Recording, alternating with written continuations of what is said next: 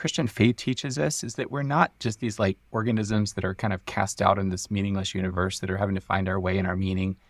Like we come into the world beloved of God. Like God knows us before we're born. God continues to know us and love us through every step of our lives. God wants to be in union with us. And I think that it's that irrevocable, essential belovedness that is just ours as human beings because we're God's good creatures. G'day, and welcome back to another episode of the Rise and Form podcast, the podcast that has real talk about forming your character with actually useful psychology.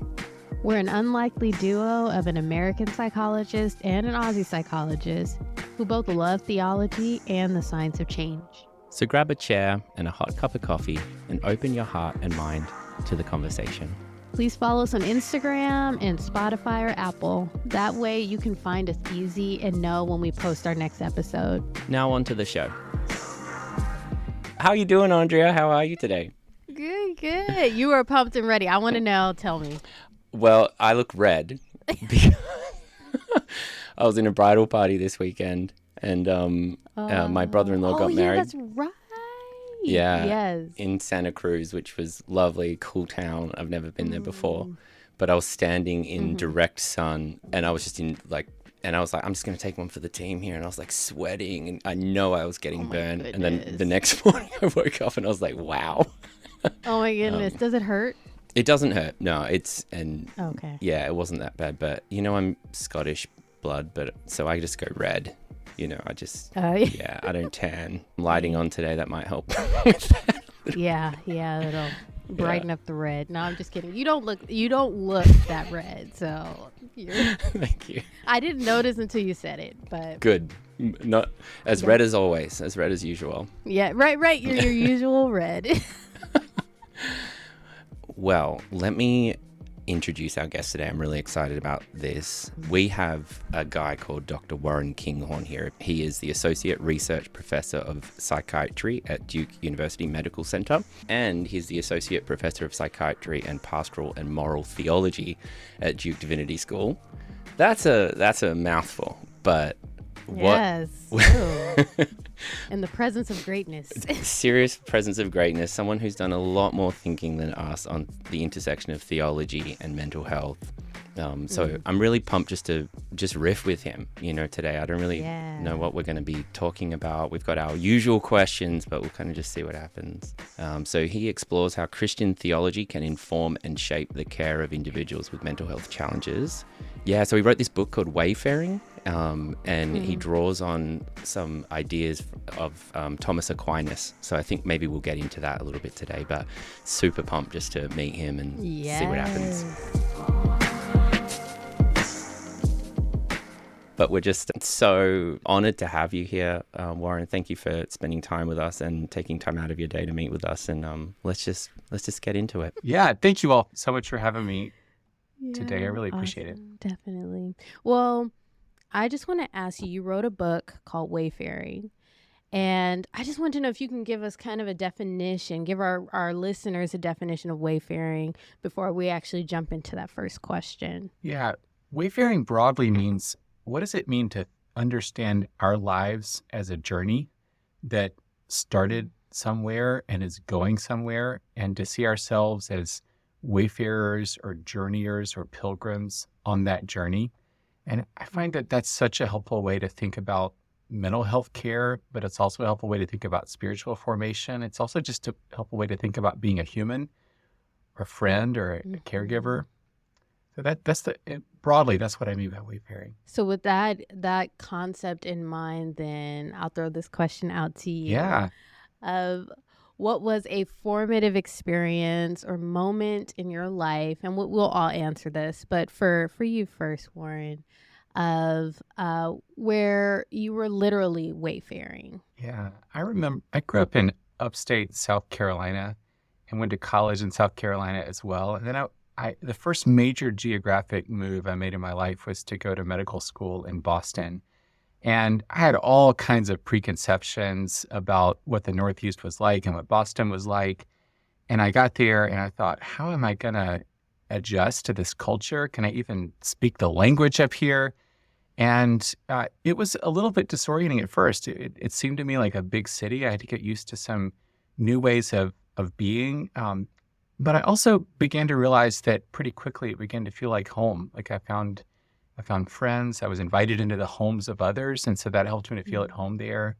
I found the real beauty of the city and in natural spaces there. I found a church, and so it was actually really interesting to me how I was worried that I was going to feel like this stranger who was kind of placed in this place that was not hospitable, but it pretty quickly began to feel like my home and the place where I lived, and I found that subsequently in other parts of my life as well.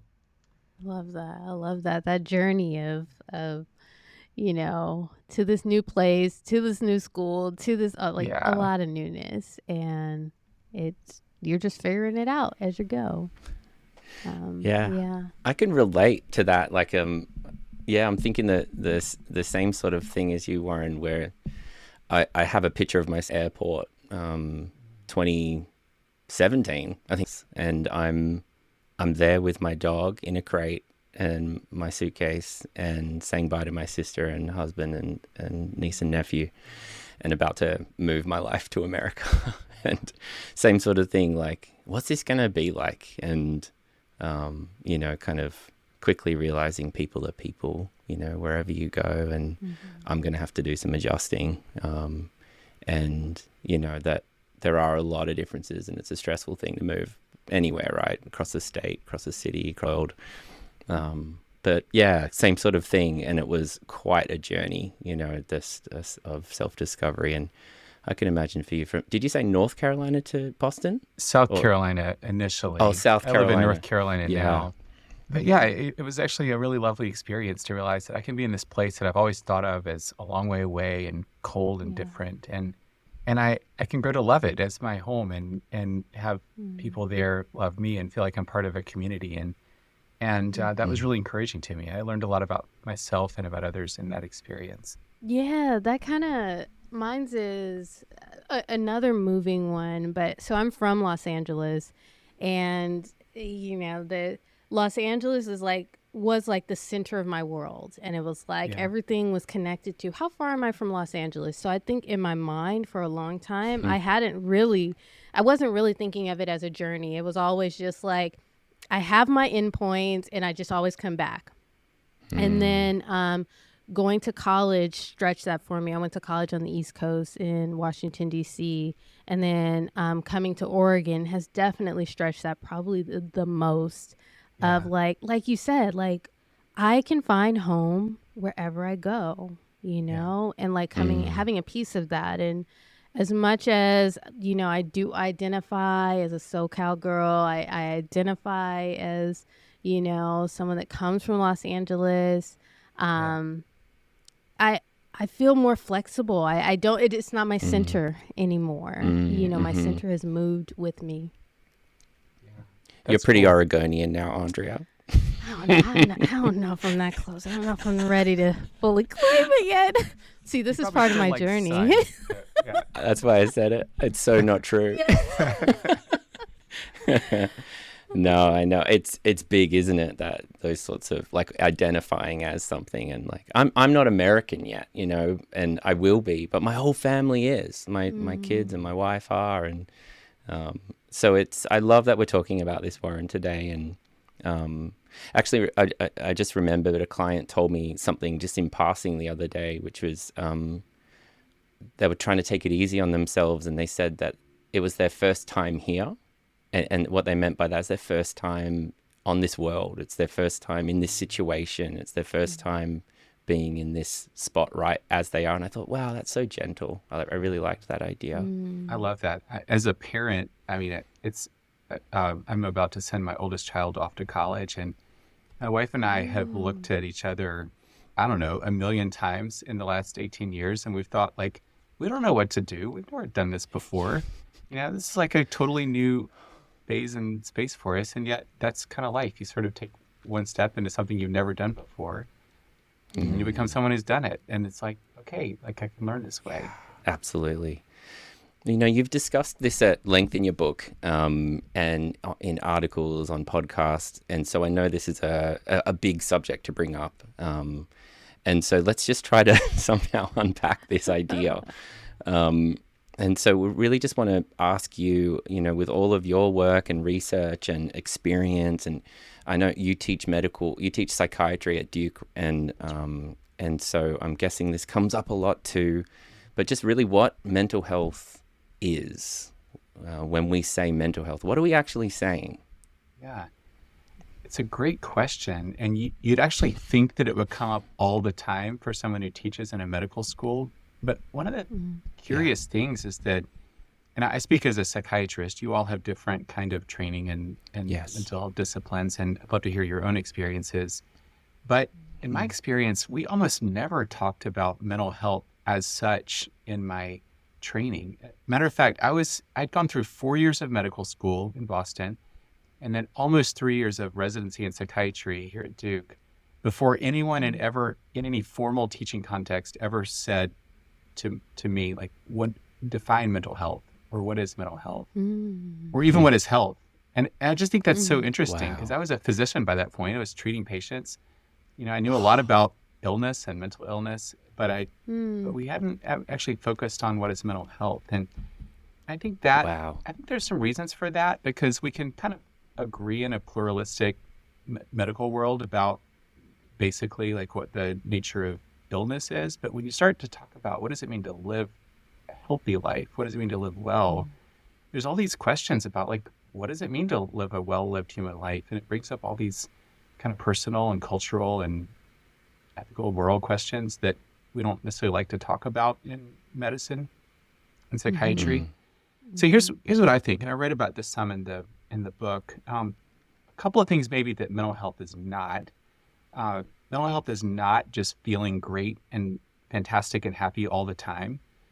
If you're someone and you're living in a world where people are suffering, where there's real injustice happening, or where you're in pain, then someone who's has good mental health is not going to be like, oh, this is just fantastic. It's appropriate to suffer and to be sad, and when that's called for. And I think mental health is not also just the absence of mental illness. So it's like you can maybe not be depressed or not be anxious, but that doesn't mean necessarily that you're embodying mental health. When I think about the way that people in psychiatry and psychology, when we talk about mental health, there's several things that I think are named, and there's maybe 7 goods that I would identify. The first is personal and bodily security. In most cases, I think, this is more like a situation than in most cases, people agree that mental health entails like some degree of security over yourself and your body, not being in an unsafe situation or relationship. The exceptions to that, I think, in terms of people thriving even in situations of hardship. The others are more capacities. Positive regard, or we might say loving kindness for oneself and one's life. Another would be the capacity for a full range of emotion, not just happiness, but also anger and sadness when that's called for. Capacity for finding meaning in our lives, and with that, purposeful and engaging activity. Because what we do each day and each week and over the course of our lives, things that are meaningful to us. The capacity for intimate and fulfilling interpersonal relationships, whether those are friendships or family relationships or intimate relationships with others.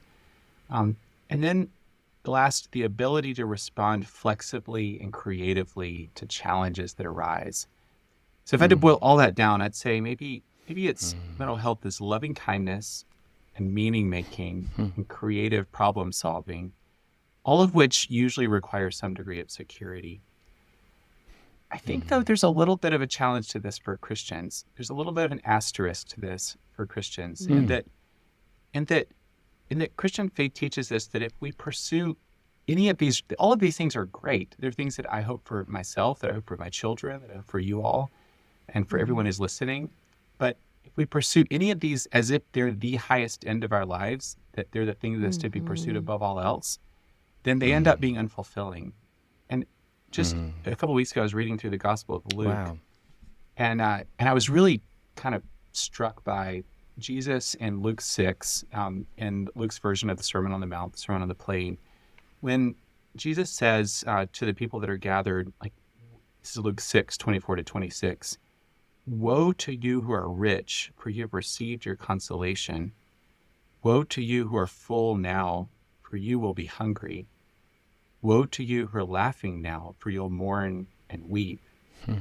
Woe to you when all speak well of you, for that's how their ancestors treated the false prophets. I read that and I'm like, what am I doing in my life and in my practice? I mean, when I think about like, being economically secure and having people speak well of me and, being happy and being able to laugh and having what I need, like that's what I want for myself and what I want for my patients and what I want for my family. I don't think that Jesus there is saying that all those things are bad. They're clearly not. And I think that the Bible teaches us that God wants good things for us and wants us to have good things.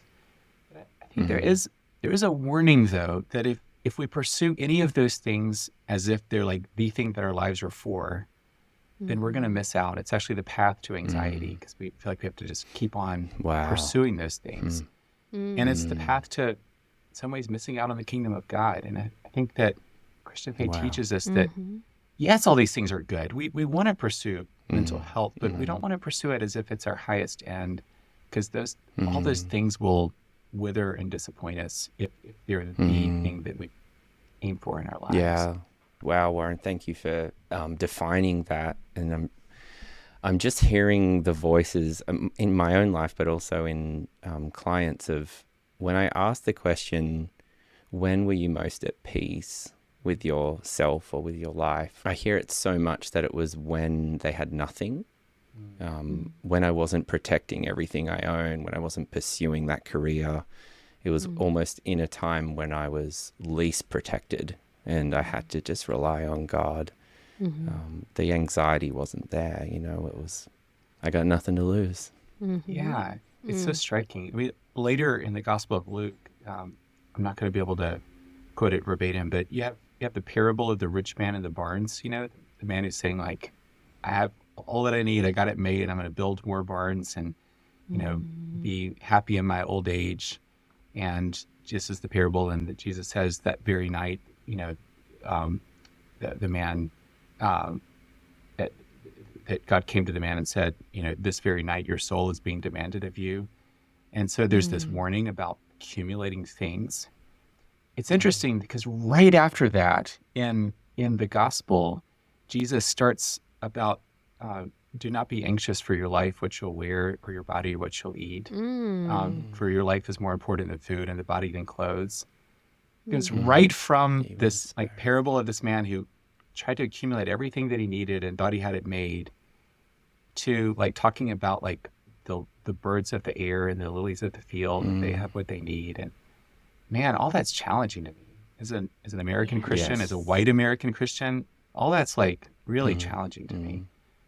Wow, that really, I love when moments like this happen, of like when we talk about what happened right before this really, well-known verse or whatever, and it's like, oh wow, context, right? It's like, that's why we got to read the whole chapter, and then the chapter before that, and the chapter after, because it helps us to understand the word, these challenging passages, or these passages that people might throw out, like, oh, be anxious for nothing. It's like, well, yes, but like, how do we do that? And that's in the word if we look at, what it's housed in. So I love that.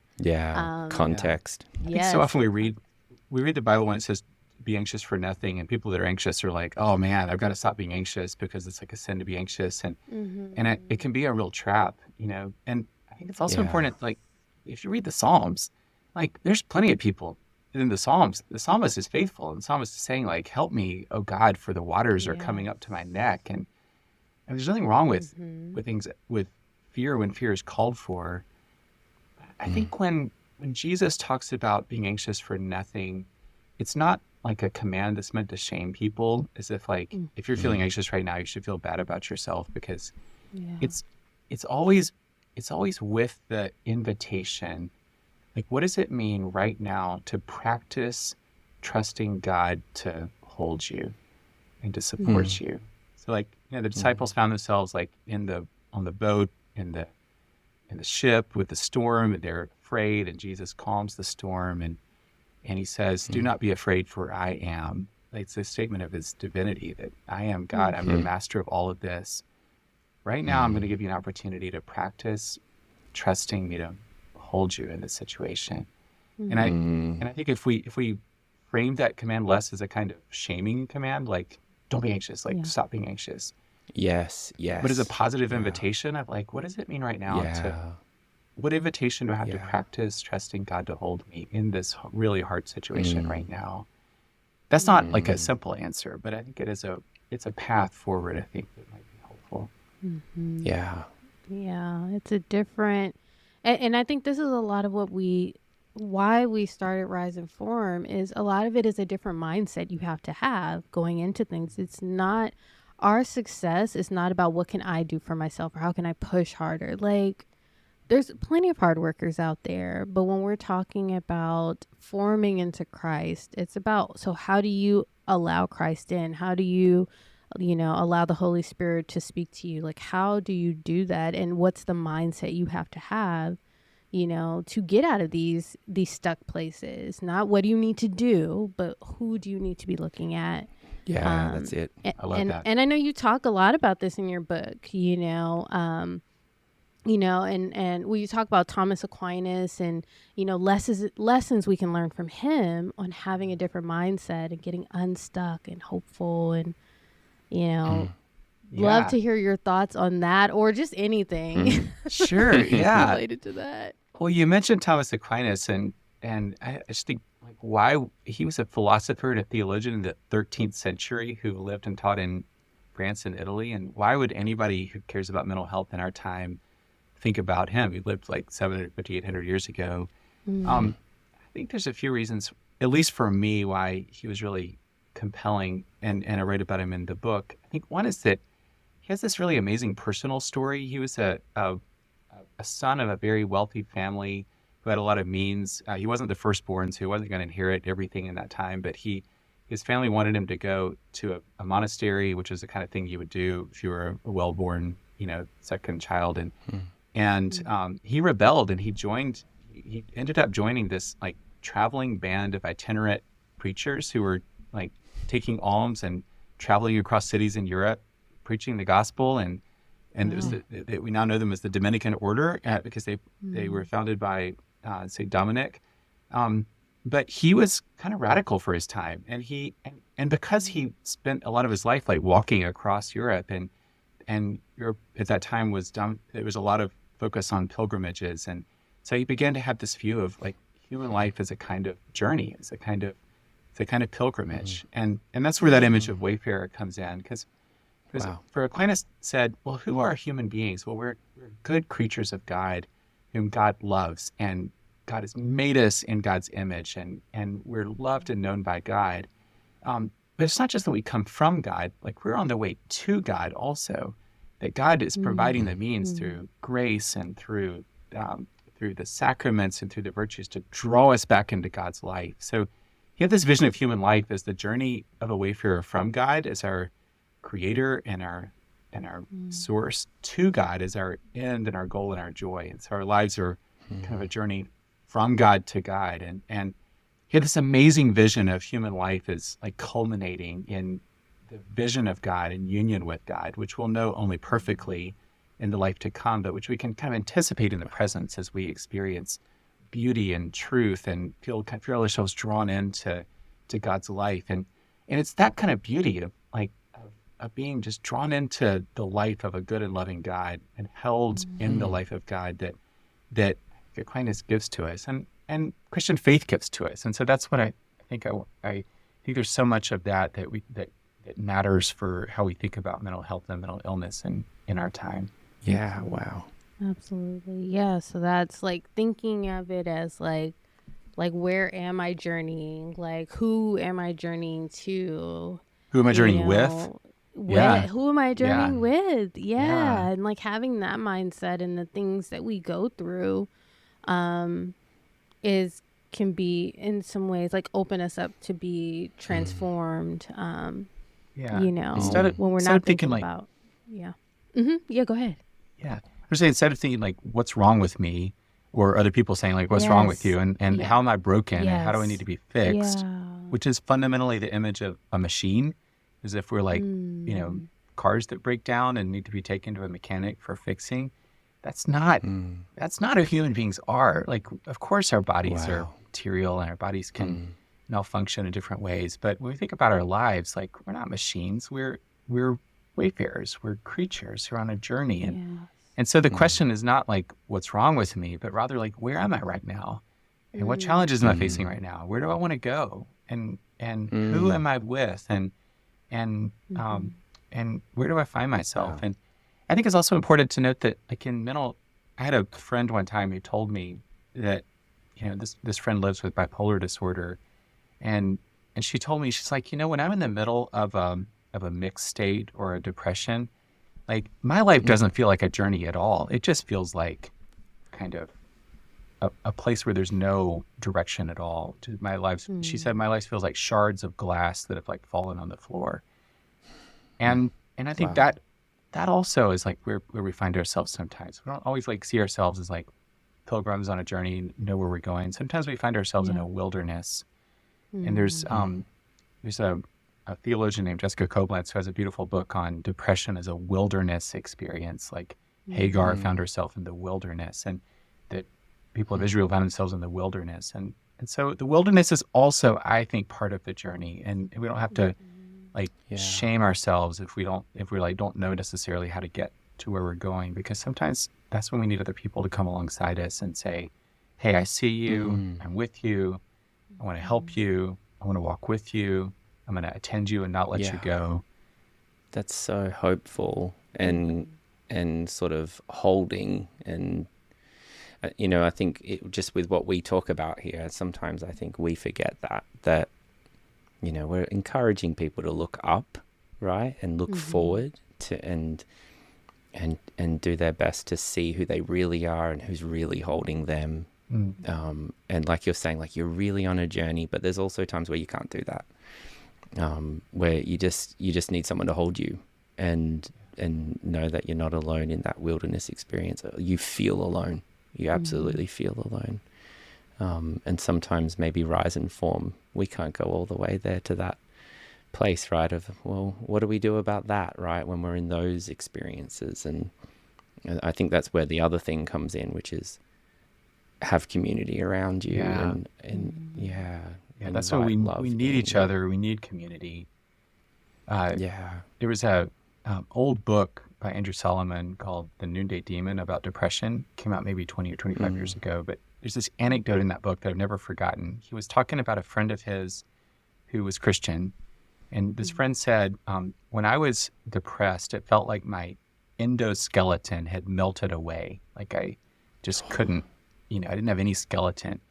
But this friend was Episcopalian. She said the liturgy of the church like gave me the exoskeleton that I needed to find my form and to move until my endoskeleton came back and reconstituted itself. And I've never forgotten that image of like the, just the practices of the church and worship and just showing up and participating in community as a kind of exoskeleton that sometimes gives us form when that's what we need.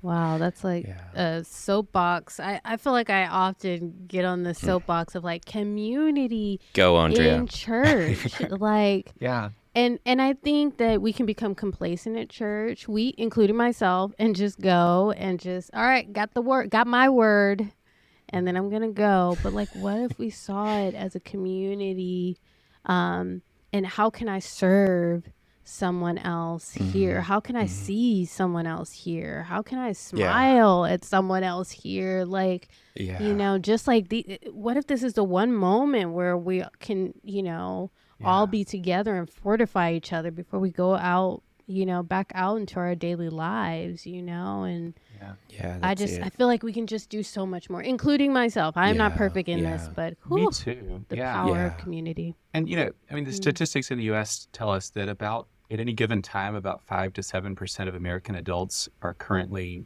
meet criteria for a major depressive episode. And so think about that. Like, maybe it's a little bit less in church, maybe a little more, I don't know. But any medium-sized church that has, 100 people in a sanctuary on a Sunday morning or in a room, like there's going to be people in that room right then that are depressed or that are anxious or that are loving those that are depressed and anxious. And so it's like, it's never just out there. It's like what opportunities do we have right in the church to Absolutely. to be present. And I think it's also for for listeners or for ourselves, when we are depressed and when we go to church, we're not alone. It's so easy to feel like I'm the only one that's feeling that I'm just not feeling things today or that is really struggling. But if that's you, you're not alone. You may feel alone, but you're not alone in any room. That's good. It's like sort of step into that more. I was going to almost say, like in Portland, we say keep Portland weird, because Portland's a weird place. But just sort of step into the weird, like. I saw my wife do something really beautiful the other day, and she walked past someone who was crying in church,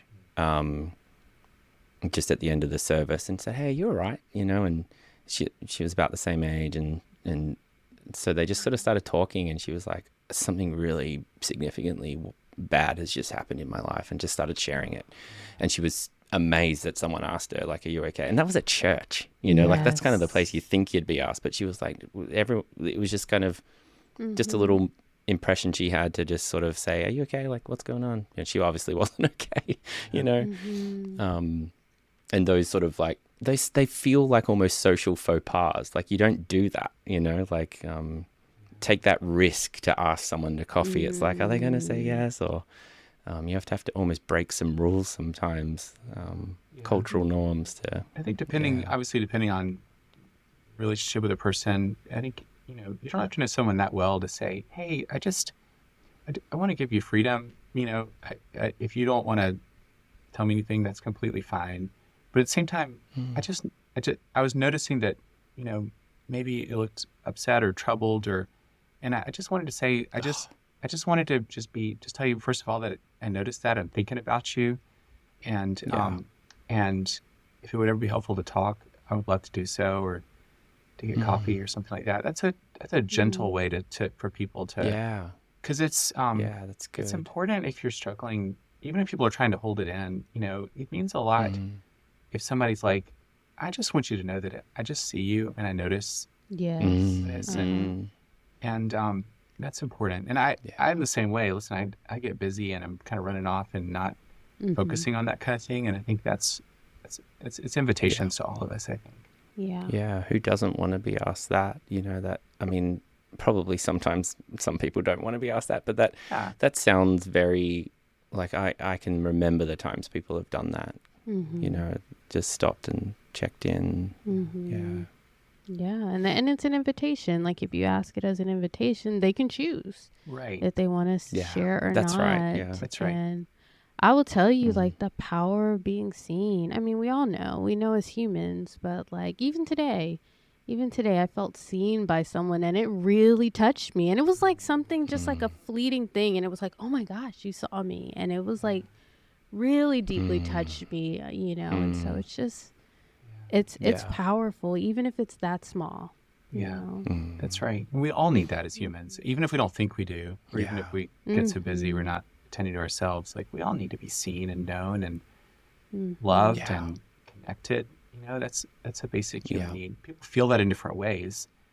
Somebody's on the autism spectrum, for instance, might experience that in very different ways than others do. But I'd argue that need to be connected and seen and known and loved is a universal human need. Such a good reminder, and just to allow that to happen to ourselves by opening ourselves up to that, but also to be that for others as well, to see others. And I want to shift gears just a little bit, and this is sort of talking a bit about some of your experience in the medical model. Because, that is, like, Andrea and I probably come from a bit of a different background in our understanding, but we were very much informed by the medical model of health. And that phrase, the medical model, came up a lot in my training. This is what the medical model would say, right, about this. And so one of the things, sometimes that comes up is we can treat something with a medicine or a pill or something like that. And you talked about sort of just really briefly at the beginning of your book about this idea that there would be a pill to treat loneliness or mitigate the symptoms of loneliness. And we of course recognize that that's an interesting idea, that we could do something like that. And so I'm just wondering, what your thoughts are on the importance of forming ourselves, and rather than just medicating ourselves, but just sort of opening that question up, about how we form ourselves beyond just finding one simple solution. I'm a psychiatrist, which means I'm a physician, which means I, am very much like formed in medical models of seeing illness, and I really would love to hear you all's perspective as those trained in different disciplines, because I think there are significant differences between psychiatry and other disciplines. I think that medical models can be good. Like if I get strep throat, I'm grateful for medical models that can help direct me to the right antibiotic. If I develop a severe major depressive episode, I think there's ways that the medical model can be helpful in directing me to the right kinds of treatment. So I'm not against medical models. I am generally not a big fan of ways of thinking about human beings that frame us like we're machines. As I said before, I think there's a specific way that this happens in psychiatry, and I would love to get you all's perspectives on this. But the way that I was taught to do like a clinical interview and taught to think about care as a psychiatrist is, well, I'm simplifying a little bit, but I think there's some truth to this, that people come to me with what we might call broadly unwanted experience or behavior, usually unwanted experience. So they're feeling things they don't want to feel, they're doing things they don't want to do. And I'm trained as a psychiatrist to say, I recognize what those are. Those are symptoms. So I can rename what people are coming to me with. And I'd say, that's a symptom of, and then we cluster the symptoms into diagnoses. And so I say, well, that's a symptom of depression, or that's a symptom of obsessive compulsive disorder. That's a symptom of, of schizophrenia, whatever it is. And we assign then diagnoses that are basically collections of symptoms. That's how psychiatric diagnosis works. And then I reach into my toolbox of evidence-based treatments and I say, well, what tools do I have at my disposal to treat the symptoms of this diagnosis? And for me as a psychiatrist, people often think first of medication, but that could also be talk therapy. It could be other kinds of things. And any treatment that reduces the symptoms of a diagnosis is considered an effective treatment. And if it's shown to be so scientifically, it's considered an evidence-based treatment. And so we kind of go along the world of care, like naming things as symptoms and applying technologies to reduce those symptoms. And we can buy and sell medications, we can buy and sell technologies, we can buy and sell units of time. It kind of runs the whole mental health care system to think of things that way. And there's a lot of good things about that. I was just in clinic today. I was seeing patients that came to me in distress, and I was thinking, how can I help them to be in less distress than they're in? And how can I work with them? And so symptom reduction is not a bad thing, but it's also not the only thing, because it often doesn't really name like what's at the root of what's ailing us and what's at the problem. So if I were going to an orthopedic surgeon with a broken leg, the surgeon isn't just going to say like, here's your painkiller. They're just going to say like, what conditions can we put in place that will help this bone to heal? And what needs to happen for that to be the case? And I think we need to get beyond the idea of like care is just reducing symptoms and more like, how do we get to like what's really needed? I think medications for psychiatry can be really helpful. And I think they can especially be helpful when people are just struggling so much that it's hard to put one foot in front of the other. It's hard to know what to do. They can help to lift people out of severe depression or out of severe anxiety. They can certainly help in psychosis or mania. So I prescribe medications a lot. I think medications can be helpful and life-giving, sometimes life-saving. They are gifts of God.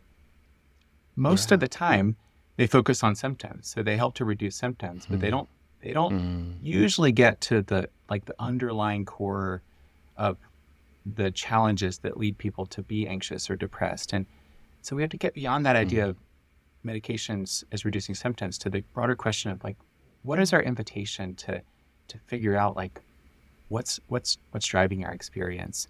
And so I think thinking about medications is helpful, but with my patients, I talk about medications as getting us to the starting line sometimes, of a race, for example. It puts you on the starting block where you can begin to do the work that needs to be done. But it rarely gets people to the finish line of where they want to be in their life and in their relationships and in their communities. There's other kind of work that's needed for that. And that's where that's where therapy is important. That's where community is important. That's where a lot of other things are important besides medication alone.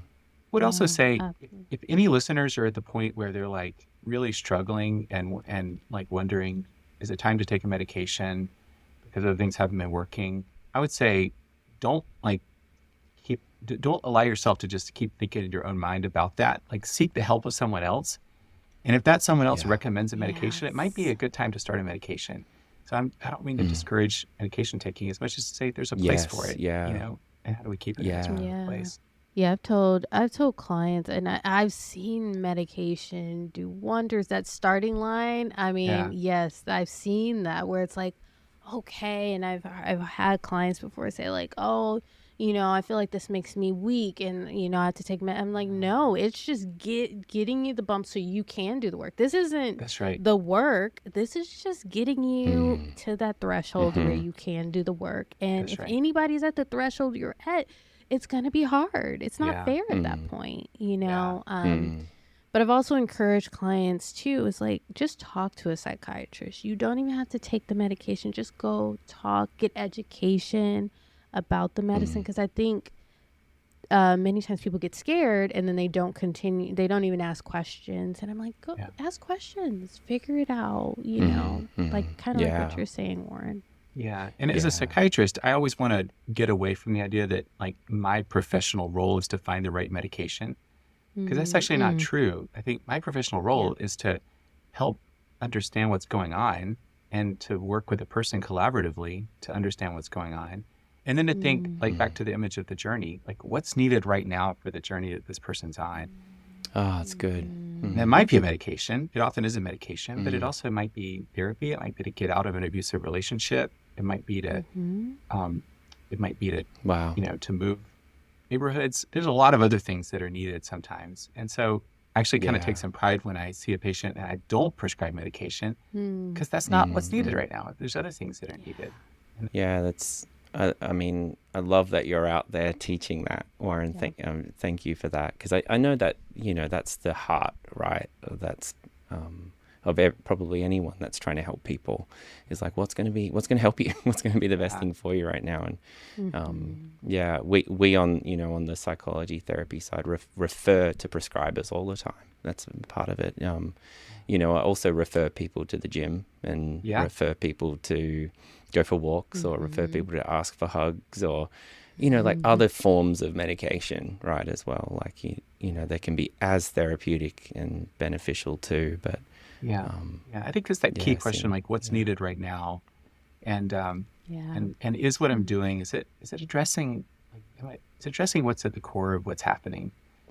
Another thing that I teach students about, and then I talk about in the book, is the difference between thinking about an inside out and outside in approach to suffering, because so often in the world of mental health, at least in psychiatry, we're kind of think that, well, mental health problems are something that are inside a person. They're a result of something inside the brain or inside neural circuits or deep inside the personality being somehow broken. And then they show up on the outside of relationships and the way people engage in community and culture. And so the fix needs to happen on the inside. Like you need to get individual therapy, or you need to change yourself, or you need to take a medication to change your neurotransmitter, levels in your brain circuits.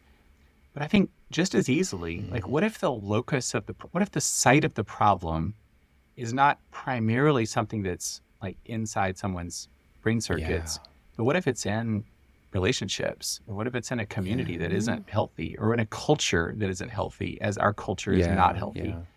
And people then feel anxious or depressed or other things because they're in these broader broken systems and relationships, and that shows up in the brain, and it shows up in our bodies, and it shows up in our sleep and our appetite. But it's not primarily an inside problem. The Chandra Ghosh Ippen, her work with Alicia Lieberman at University of Southern California, I think it was, and they developed this intervention for parents called attachment vitamins. They also developed child parent psychotherapy, but attachment vitamins is so good, and it has at the very beginning of the course this sort of diagram that they talk parents through, and they say like, let's look at like that. It's Bronfenbrenner really. It's like, let's look at your like the systems you are in, and they ask questions like, how much gun violence do you hear every day out on the street? Do you hear police sirens? How safe do you feel? What's happening in America at large? Because all of that's affecting you, to the family unit, to your home, to your street, to your individual dining room table. Yeah, absolutely. Yes. Yeah, that system focus is so important. I know for my dissertation, I wrote about the impact of racism on African American mental health, and it's like the impact of society, and then how it might show up as like even traits of like complex PTSD. Yes. And it's like, it's not a problem with the person, it's a problem with the society that you're under, and the oppression of that. And it's the same thing, and know, the that chronic, we see it. So long-term cumulative weight of that ends up Yeah. just being overwhelming. Yeah, absolutely. Yeah, and I don't want to miss that, like, just if you're listening to this, because it's like what you were saying, Warren, was so good about just thinking about like what else is going on around, like even just for me, like that question is like, what's going on? Well, I've got 2 young children under the age of 5. Yeah. It's and that's significant stress, yes. right? Yes. Or and it can be, what else is going on? Well, I guess I didn't really think about that. My parents just divorced, or I'm going through some significant life change, or whatever it is. And it's like, yeah, that's in your backpack. That's something that you're carrying around, and it is affecting your mental health. And Yeah, with my patients, I often, even in brief encounters, we'll say, help me understand what's happening in your life right now. What's going on with your relationships? What's happening with your family, if they have a family close by? What's happening? And what kind of things are causing stress for you? And people will often name a couple of things, but what else? And then they name a couple more things. And then before long, it's like really clear that people, so many human beings are just carrying enormous loads of really challenging things. And to struggle to carry enormous loads is not like pathological. It's just human. And it just names that we're finite, like we have limits, we need support, can't carry the world on our own. And I think, and of course that doesn't answer the question, like what then to do, but it's a place to start, to at least name the truth of what's happening. Yeah. I mean, that's the start, naming it and normalizing it and taking away shame that would otherwise block progress and addressing it. And once you do that, it does make the way easier, if you just call out what is, because if we don't know what is, many times we do make it all about ourselves, and I'm so bad and all. And it's like, if we are not seeing all the components, then we're not going to be able to fix everything. And so you're still going to be struggling, in whatever you're experiencing. Yeah. That's how we should start the podcast. Like, what's stressing you out right now? Because no, people would stop listening. That's too real. No, they would listen, but we wouldn't get to anything else in the show. Oh, true. That's right. That's true. Just be a therapy session for the whole conversation. Right. Yeah. Andre, we probably need to wrap up. Do you want to ask anything or anything that you feel like we want to double click on here? Or oh man, I guess I'll just ask for just any Warren, just any encouragement, hope you can give to people who are on the way. They are journeying. It's a long journey, and they're tired and they're weary, and just any encouragement you can give them to like keep moving forward, whatever that looks like. Yeah, no, well, absolutely. I think people often just feel like, to your point a minute ago, that people often feel like if they're struggling, that they've somehow failed, and that they, if there's something wrong with them because they're struggling. And I would say one is we're human, and we often it's not so much that we're struggling, but it's that we ever thought that it was our responsibility to like be invulnerable or to be strong all the time or to carry enormous amounts of weight all the time. And there's all sorts of ways that our culture lays that on us in different ways and different roles that we have, that like, you should be strong, you shouldn't be vulnerable, you shouldn't be dependent, you shouldn't need anything. And I know I feel that as a white American man. I think others feel that in different kind of roles and subject positions that come from very particular kind of cultural formations. And I think just being aware of like, that's actually not who humans are. Like, humans are finite creatures who find ourselves in relationship, who need each other, who are never strong all the time, who get tired and weak as well as have periods. And so if you're feeling that way, that's just normal. That's just human. And so the question is, again, not what's wrong with me, but where am I right now? Like, where do I find myself right now? Who am I with? Where do I want to be, in the future? Where do I see myself going? And who can help guide me and accompany me and walk with me through that? And so if you're struggling, rather than kind of beating up on yourself, the question is like, who can I reach out to that can help me through this period? That might be a counselor, it might be a psychiatrist, it might be a wise pastor, it might be a friend, it might be a community. But I think we need each other. And one of the things that I think about hope is that hope is not just something we generate for ourselves, but it's something that we carry for each other.